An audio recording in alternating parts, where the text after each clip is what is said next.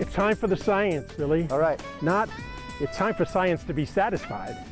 Now, what I'd like to say is that our experience with the people that we have tested, not only just by camera, but by flight scope and other devices where you can actually measure where the ball goes and how far, is that the distance will improve virtually all the time more than 5%, usually 10%, and we've had people that have actually increased distance by 20% once they get balanced.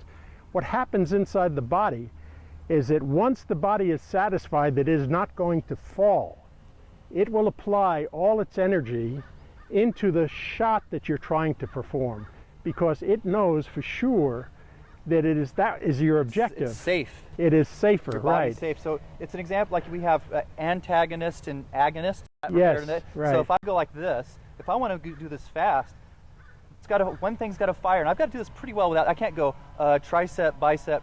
You know, I just kind of thinking about where I want to go. But if I tighten up everything, I can't go fast, and it's wobbly as heck.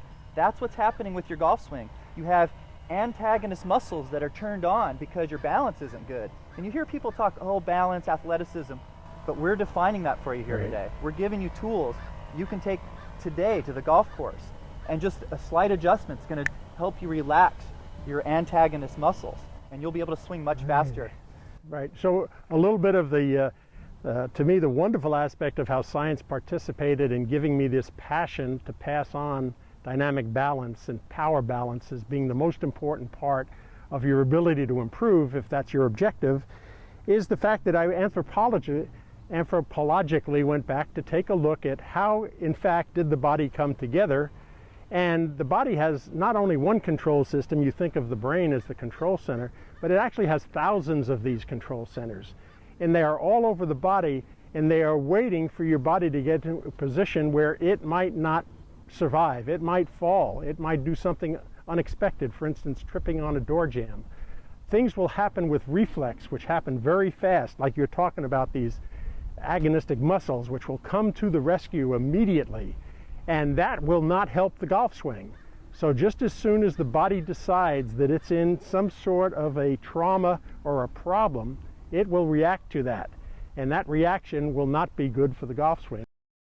Art, I use the expression mid-swing panic attack, but I'm sure there's a better explanation for it than that. Can you go into it? Yeah, I can, and I'd be really happy to, Bill. The mid-swing thing you're talking about is actually the body reflexing because some mistake was made probably in the early part of the downswing or in possibly the transition. And the way that works is the body, over these long years that it has been in development, has actually decided to hardwire in those things that will be very important to safety and survivability and not forming. I often use the expression tripping on a door jamb or possibly coming into a curb. And the first thing you do is you pull your head back, and the other thing is you stick your leg out further, and those signals never got to the top of your brain. It got to the bottom of your brain and in the spine, and it quickly sent information out to the muscles to reflex on those. So the attack is really a reflex attack, and there's nothing you can do about it once you have got those exceedances into the safety and stability area. The thing you can do is get better balance to start with and never enter that zone. And that's what we're trying to accomplish with this different type of setup and this dynamically balanced, power balanced situation. So even like some people will call it, they have the swing yips, much less putting or chipping yips.